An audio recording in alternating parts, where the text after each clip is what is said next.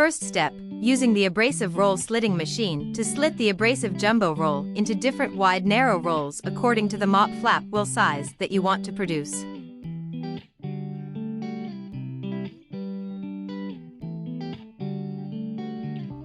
Second step, put the narrow abrasive rolls on the mop flap wheel machine and then to produce different size mop flap wheel on the machine. After this, using the plastic mold to collect the flaps from the mop flap wheel machine. Third step is manually inserting the shaft into the plastic up.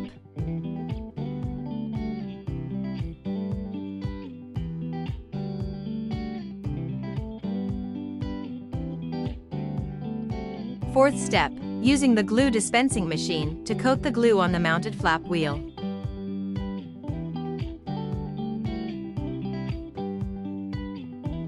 Last step, put all the coated glue mop flap wheel into the curing oven for heating some hours. Then the mounted shaft flap wheel will be finished and can be used.